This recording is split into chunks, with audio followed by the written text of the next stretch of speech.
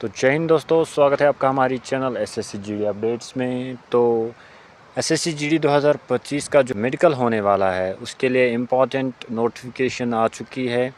तो अगर आपके मेडिकली ये प्रॉब्लम्स हैं तो अभी भी टाइम है, आप इनको ठीक कर सकते हैं। तो इस वीडियो में हम डिस्कस करेंगे किन किन पॉइंट्स पे यहाँ पर जो है मेडिकल में अनफिट किया जाता है। तो वीडियो को ज़रूर अंत तक देखना और यहाँ पर हम बात करेंगे कैसे मेडिकल होता है और क्या क्या प्रॉब्लम्स हैं जिससे आप मेडिकल में अनफिट हो सकते हैं।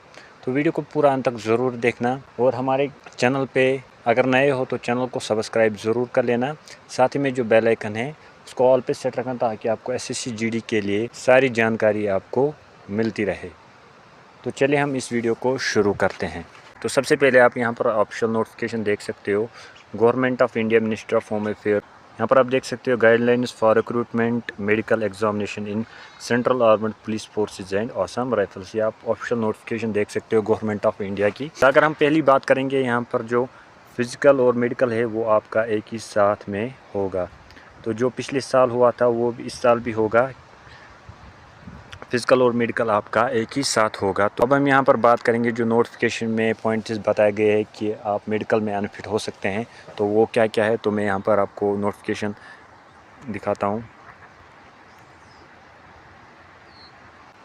तो अगर हम यहाँ पर पहले बात करेंगे जनरल एग्जामिनेशन के बारे में कि क्या क्या जो है एक बंदे में देखा जाता है या एक फीमेल कैंडिडेट में देखा जाता है, कि पहले वो यहाँ पर इंटेलिजेंट होनी चाहिए, सफिशेंटली इंटेलिजेंट होनी चाहिए और उसका जो मेंटल हेल्थ है वो साउंड होना चाहिए।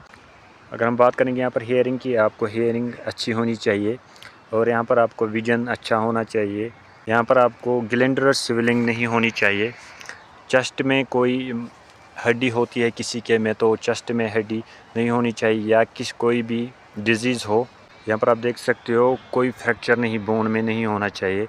यहाँ पर जो फीट एंड टोज़ है वो फ्लैट फुटेड नहीं होने चाहिए या कोई डिफेक्ट नहीं होना चाहिए। ये जर्नल एग्जामिनेशन है। तो अब हम बात करेंगे, अगर आपको भी ये प्रॉब्लम है तो आप रिजेक्ट हो सकते हो एसएससी जीडी के मेडिकल में। तो यहाँ पर अगर हम बात करेंगे, यहाँ पर अगर आपको कोई क्रोनिक डिजीज़, ट्यूबरकुलोसिस या अदर कोई डिजीज़ है तो आप यहाँ पर जो है वो मेडिकल में अनफिट हो जाओगे। तो यहाँ पर अगर दूसरा हम बात करेंगे, अगर आपको यहाँ पर अस्थमा या क्रोनिक टॉन्सिलिस या एडिनोडोज है तो आप यहाँ पर हो सकते हो मेडिकल से बाहर। उसके बाद अगर हम बात करेंगे, यहाँ पर अगर आपको कोई भी हार्ट डिजीज़ है तो मेडिकल के लिए आप नहीं फिट हो। तो अगर आपका जो विज़न है, आई विज़न है, अगर आपको वो 6/6 या 6/9 है तो आप मेडिकल के लिए इन हो। अगर नहीं है, अगर 6/12 या 6/19 है तो आप मेडिकल के लिए अनफिट हो जाओगे। तो ये है लो विज़न का। यहाँ पर अगर आप अच्छी सी सुनाई नहीं दे रहा है आपको तो यहाँ पर आप मेडिकल में अनफिट हो जाओगे। तो अगला जो है वो टीथ के रिलेटेड है। अगर आपके जो दांत है वो 28 से कम हैं तो आप मेडिकल के लिए अनफिट हो। तो मिनिमम जो दांतों की काउंट होती है वो 28 होती है या 28 से ज़्यादा होती है। उसके बाद अगर हम बात करेंगे, अगर आपके 28 से कम दांत है और फिर आपने जो यहाँ पर, अगर आपके पास 28 से कम दांत है और आपने फिर जो आर्टिफिशियल दांत है वो लगाया है तो आप मेडिकल के लिए अनफिट हो जाओगे। तो मिनिमम जो दांतों की कैपेबिलिटी है वो 28 है। अगला जो पॉइंट है वो चेस्ट के रिलेटेड, जिसके चेस्ट में होल होता है या बून होती है वो भी मेडिकल के लिए अनफिट है। उसके बाद अगर हम बात करेंगे, यहाँ पर जो स्पाइन का जो कर्वेचर है अगर वो नेचुरल नहीं होगा तो फिर भी आप मेडिकल के लिए अनफिट हो जाओगे। इसके बाद आता है हर्निया। अगर आपकी ये डिजीज़ है तो आप यहाँ पर मेडिकल के लिए अनफिट हो सकते हो। इसके बाद आता है chronic skin disease like vitiligo. अगर आपके स्किन पे कोई बीमारी है, इन्फेक्शन है, तो आप यहाँ पर मेडिकल के लिए अनफिट हो सकते हो।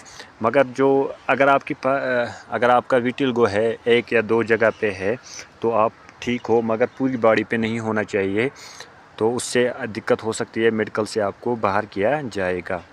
बात आता है यहाँ पर इम्पॉर्टेंट पॉइंट, यहाँ पर फ्लैट फुट का।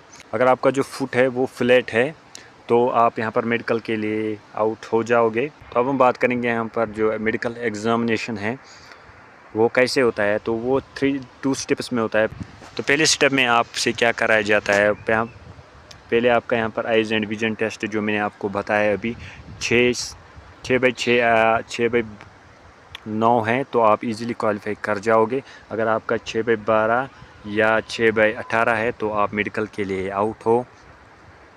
तो पहले आपका आई टेस्ट होगा, फिर आपका ईयर्स टेस्ट, आपको कान में जो है एक कान बंद किया जाएगा, दूसरा कान खुला छोड़ दिया जाएगा, फिर आपको आगे रखेंगे और पीछे से जो मेडिकल आपका करा रहा है वो आपका जो नाम है या कोई भी लेटर होगा वो बोलेगा, तो आपको वो बताना है क्या उसने बोला है। तो फिर आपका वो होगा। फिर आपका नोज़ का होगा कि कोई हड्डी मत टूटी है। नोज़ के बाद यहाँ पर आपको मुंह का होगा, मुंह में सब ठीक है। फिर आपकी डेंटल कंडीशन चेक की जाएगी, तो आपके पास 28 या 28 से ज़्यादा जो दांत है वो होने चाहिए, तभी आप मेडिकल में क्वालिफाई कर जाओगे। अब हम बात करेंगे दूसरे स्टेप में क्या करते हैं। जो आपका मेडिकल ऑफिसर होगा वो जो कुछ पॉइंट्स है वो नोट करेगा यहाँ पर। पहला जो जर्नल फिजिकल डेवलपमेंट, ये अच्छा दिखता है या कोई प्रॉब्लम मत है, टांग सीधी है या नहीं है। उसके बाद formation and development of limbs, ये भी वो करेगा। फिर आपका जो फ्लैटनेस ऑफ फीट वो देखेगा, इसका जो फुट है वो फ्लैट मत है। उसके बाद एबनॉर्मलिटी ऑफ टोज़ इसके सही है या नहीं। उसके बाद कोई स्किन डिजीज़ मत है या कोई साइकेट्राइज्ड मार्कस या कोई डिसेबिलिटी मत है, तो वो चेक करेगा। तो स्टेप सेकंड में वो सारे प्रोसीजर्स फॉलो होते हैं। तो इसके बाद अगर हम बात करेंगे यहाँ पर इन्वेस्टिगेशन की, तो जो सारे कैंडिडेट्स हैं, मेल है या फीमेल है, उनका जो है हीमोग्लोबिन एंड यूरिन टेस्ट किया जाएगा और उसका जो एक्सरे है चेस्ट का वो किया जाएगा। और फीमेल कैंडिडेट्स का यूरिन टेस्ट, प्रेगनेंसी टेस्ट उनका किया जाएगा। और उसके बाद स्पेशल टेस्ट्स आते हैं। अगर आपको जो मेडिकल ऑफिसर है उसको लगा कि इस बंदे में ये प्रॉब्लम दिख रही है मेरे को, तो वो यहाँ पर आपको बोलेगा कि ये टेस्ट करके आओ, या वो खुद ही कर देंगे वहाँ पर, वो उन तक है वो कहाँ से करवाए। तो ये जो है स्पेशल टेस्ट उन्हीं बंदों के लिए जिनको मेडिकल ऑफिसर बोल देगा ये टेस्ट करने हैं आपको। तो ये थी कुछ जानकारी SSC GD 2025 का जो मेडिकल है वो कैसे कंडक्ट किया जाएगा। तो आई थिंक आपको ये वीडियो पसंद आया होगा। पसंद आया तो लाइक शेयर सब्सक्राइब ज़रूर कर लेना। तो मिलते हैं किसी और वीडियो में, तब तक के लिए जय हिंद।